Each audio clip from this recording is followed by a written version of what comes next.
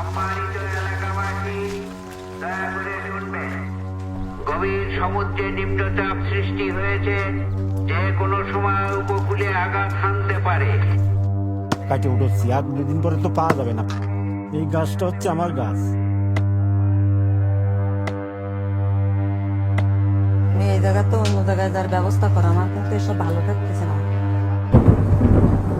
আমি শুধু জল দেখি, শুধু জল। আমার যা মনে আছে সব ডুবে যাবে। তুমি থামো দিন, আমি আসতেছি। আমি করছি।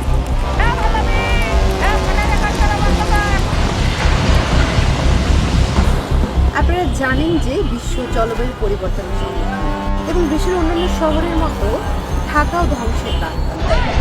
প্রতিনিয়ত হাজার হাজার মানুষ বাস্তুচ্যুত হচ্ছে।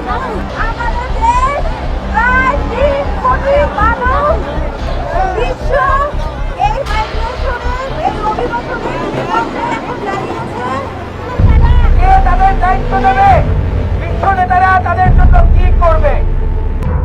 সময় এসেছে, আমি ঘড়ির আওয়াজ শুনতে পাচ্ছি।